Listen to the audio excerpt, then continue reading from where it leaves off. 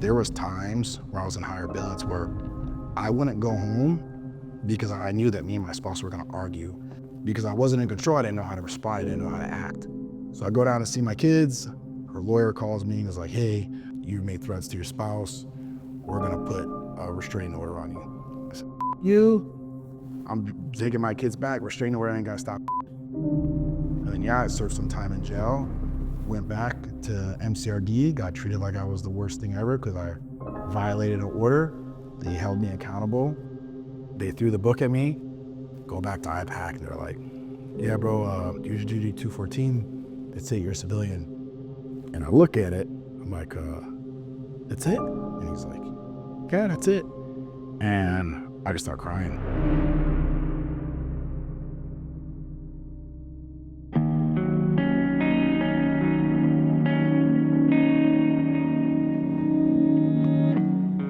My name is Luis Franchi. I was in the Marine Corps for 12.5 years. I was a heavy equipment operator. I had additional jobs in the Marine Corps as well, and then I was a drill instructor the last 3.5 years I was in. Going through boot camp, it was one of the things after you graduate. Most Marines, when they graduate boot camp, they want to emulate their drill instructors.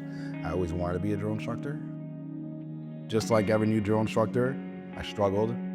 One of the big things I think why I struggled and a lot of other people struggled as well was I already came in with a lot of experience, and I worked with people who didn't have that much experience and weren't in the Marine Corps very long. So I literally had to start from scratch and take orders from people who were just there longer than me but don't have that much experience in the Marine Corps. So that was a big thing that you had to learn to deal with, was work with other people who may not have had the same experiences as you. Different MOSs, different egos you deal with. And also there was the culture, because there's a culture down there, whether people want to admit it or not. Every company has their own culture, every battalion has their own culture. Me being in, I was a senior sergeant, literally getting promoted to staff sergeant, so if I went in younger, I would have been easily been able to been molded the way they wanted me to. So that was I think was very difficult for me. My first cycle, I didn't know what I was doing. No one knows what they're doing. Around the middle of my second cycle, while we were down in MCRD for first and second phase, I knew everything because I already seen all the days. But honestly, by my third cycle, I knew everything in and out. And towards my last year, I was being so successful, I wanted to extend, be a chief drill instructor, go to DI school, make drill instructors. And you do one thing wrong, depending on the situation, everything you did for the last 3 years gets tossed out. The depot was a very rough time, but now that I'm out, I'm very thankful for it.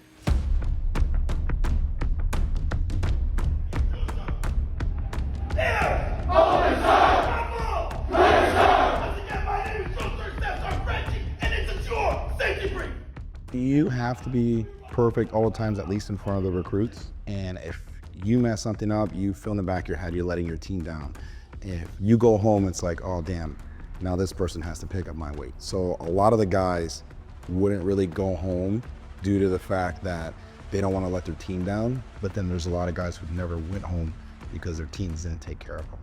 It's a crazy dynamic. You got to find a good team you'll mix with, but you don't get to choose your team. Your team gets chosen for you.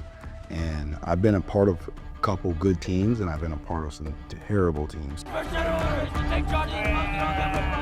If you have a good team and work just sucks, you'll make it through.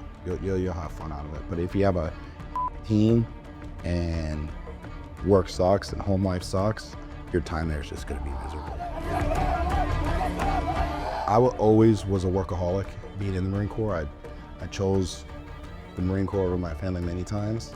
I was used to the hours, but what got to me was the lack of sleep. Lack of sleep and being on your feet for 17, 23 hours a day. I would say my first 3 cycles, I'd average, if I had to do the math, probably around 1 to 3 hours of sleep max. And it was like that for every 3 months, it would be like that. And it's not for everybody. There's a bunch of guys who want to be drill instructors, and then once they go to DI school, they're like, okay, I don't want to do this. Or once they're actually in the trenches, it's a wake-up call. It's like, I don't want to do this. This is a Monday. You could see that I was up for 24 hours. I didn't sleep, and I ran a total of 29 miles. That was one day. I think I didn't sleep for like 2 days straight. The next day I was up for 22 hours, 23 miles. This one I was up for 19 hours, 22 miles a day. You would average about 20 something miles. Everyone's like, oh, you get to run around and scream all day. No, it's not as fun as you think it is. Bullet! Bullet! Bullet! Bullet! Bullet! When you're yelling constantly, you get these eerie headaches, especially in the back of the skull, and your head is just pounding, pounding, pounding. And the only way for it to go away is you have to keep screaming. And eventually it goes away, your body gets used to it. Run back! Run back! Run back! Run back! Run! You just gotta go through it, and once you figure everything out, it is honestly the easiest job that you could have. As long as you get over the lack of sleep, lack of food, your feet hurting all the time. But once you get used to that, honestly, it's the easiest job. Once you know the schedule, like that's what I knew my third cycle, you know when you don't need to be there. You know when, hey, they're not gonna need me for here, I can go sleep during class. Or hey, this is what's going on, there's not that many drill instructors there. Hey, senior, can I go home to see my family? Or I'll call my family down, hey, I got 2 hours, do you wanna come down and bring coffee or something so I can see the kids? Our job is to make sure that if you guys ever went to combat, you guys come back. So that's why we're so tough on them and hard on them. And we look at the littlest minute details, the things for them to pay attention to. Your mouth is shut. This is the position of attention. This is the only position in which you'll address any Marine, sailor, or civilian while aboard my base. Do you understand? Yes, sir! Aye, aye, sir! Aye, sir! Sit up straight and look at me! That is our biggest fear. So like even at training when we lost the recruit, it's like the worst feeling you have. I mean, the kid had something wrong with him. He ended up having a hole in his heart. We didn't know till after, but it's just, you do so much to try and help these kids because you know you want them to come back. What happened? Can you talk? So I'll be super quick with that one.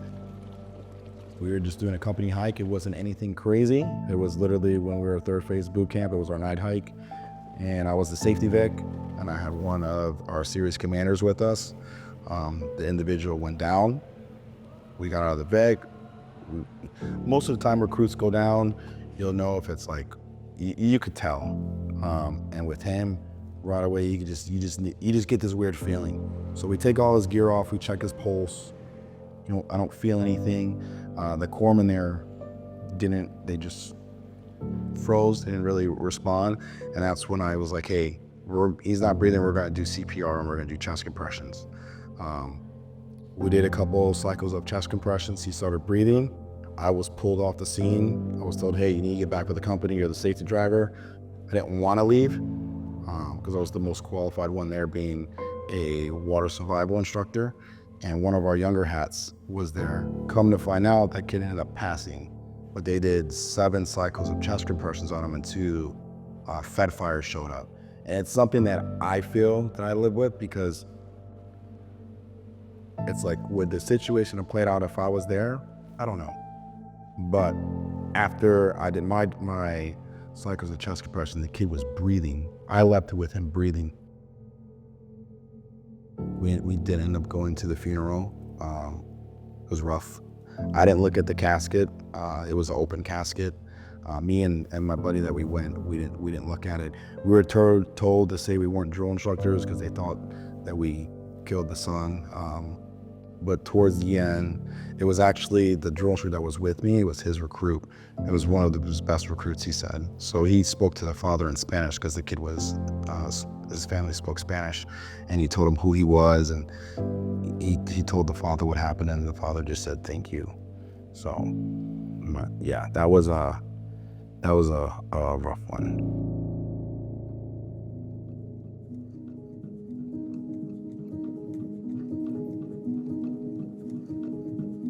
It was my last senior cycle. It was pickup week.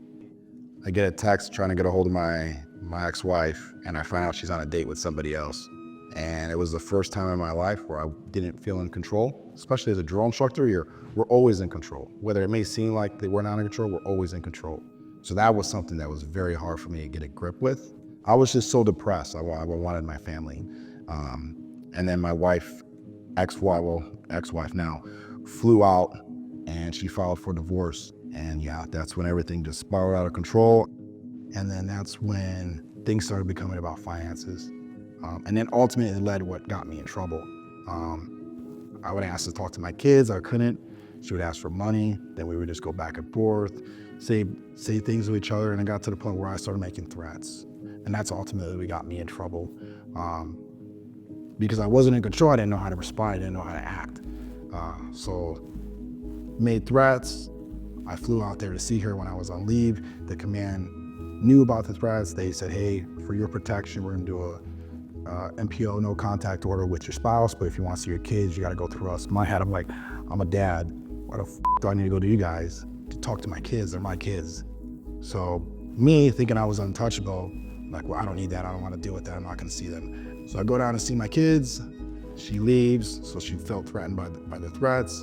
Her lawyer calls me and was like, hey, we want you to sign that your kids are in North Carolina. I was like, I'm not doing that per California. I want my kids to fly back out. He's like, well, if you don't, you made threats to your spouse. We're gonna put a restraining order on you. I said, F you. I'm taking my kids back. Restraining order ain't gotta stop shit. And then yeah, I served some time in jail, went back to MCRD, got treated like I was the worst thing ever because I violated an order. They held me accountable. But that was part of the darkest times. But out of all that, the thing that makes it terrible was not once did they ask me, hey, mentally, how are you doing? So that was something very hard to deal with. And then, yeah, they threw the book at me, go back to IPAC, and they're like, yeah, bro, here's your duty 214. They say you're a civilian. And I look at it, I'm like, that's it? And he's like, yeah, that's it. And I just start crying. My career ended the way I didn't want it to end. So it's been rough. But I'm proud of everything that I did. I hope my kids could look back and see like, hey, my daddy was this, my dad was this. I know I made a positive impact on a lot of people. So it just hurts that it ended early from when I wanted to really end.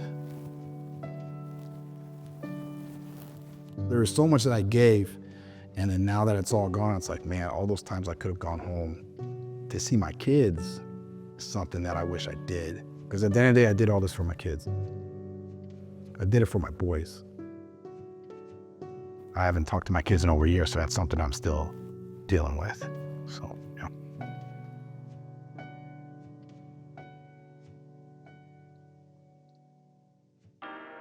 That was the one thing I asked. I said, look, I'll take everything. All I ask is please don't RFC me. I've given so much. I was part of a passing of a recruit that is something that you still have to work through. But just the amount of, just all the BS, all the blood, sweat, and tears, or my vocal cords are all messed up from it. Just a lot of things that you've given. If you would ask anybody, if someone were to take that away, and I'd be like, hey, would you do it again? A lot of us will say yes, but when it comes out, I'd be like, I don't want to do it again. Like, it's very rewarding, but it's something a lot of us only want to do one time. So that was something that probably hurt me the most, was that they took this away. It was very weird because you're at this high caliber level, and then you're in the civilian world and you're starting from scratch. It's hard up here because you're like, damn, I used to do this, I used to be in charge, so on and so forth. And then now you're trying to find a job and you're not the one in charge, you have a boss again. Not saying we didn't have a boss as drill instructors, but you're looking for work and it's like, wherever I go, I'm starting at the bottom.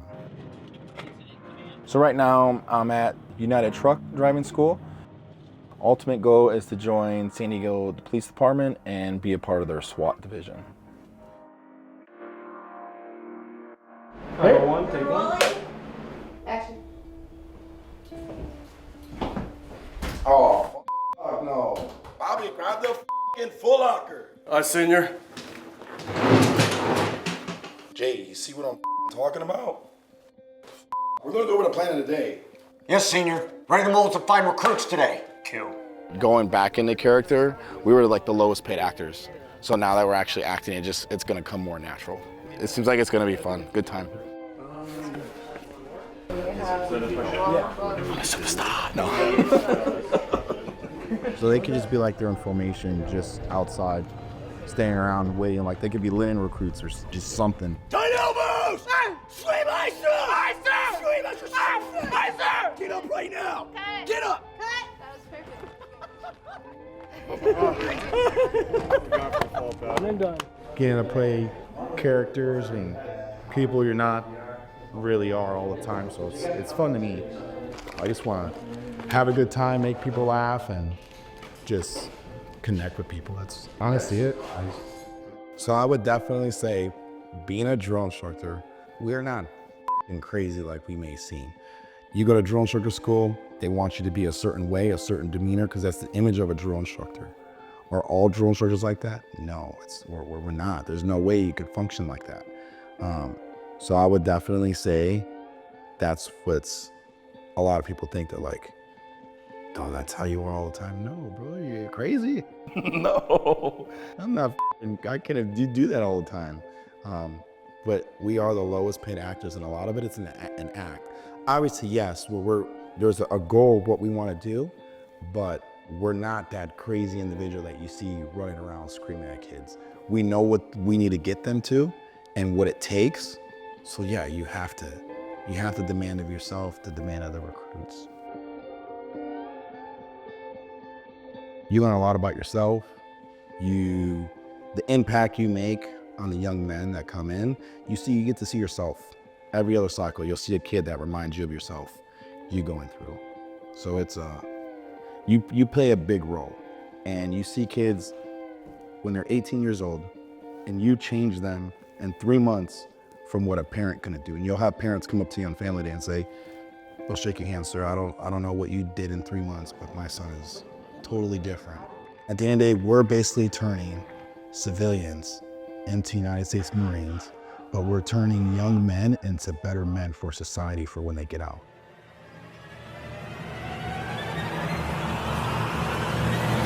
Sit up straight and look at me! It is our mission to train each one of you to become a United States Marine! To be a drill instructor is 100% the hardest thing I've ever done in my life. It's physically demanding, mentally demanding. You're working 3 months at a time, 15, 16-hour days. I was up for 24 hours, I didn't sleep. I think I didn't sleep for like 2 days straight. The Marine Corps is the best of the best of the best. Drill instructors are the best of the best of the best with honors. They say the drill sergeants are the top 10% of the Army. When it comes to not being hard enough, my personality is, okay, you want to see intent? I'm gonna show you intent. You have a lot of alpha males and alpha females in the drill field, and it's dog eat dog. You're just always trying to be the best you can be. That is for your safety, not ours! Do you understand? Yes, sir! A lot of former drill instructors don't know how to turn it off. Do not take this persona of drill sergeant into your home. I served some time in jail because I violated an order. My career ended the way I didn't want it to end, so it's been rough. Okay. It's just now hitting me. It hasn't hit me yet until like this. As far as the mental aspect, you need to be mentally tough. I think the military really pulled something out of me that I might not have known was in there.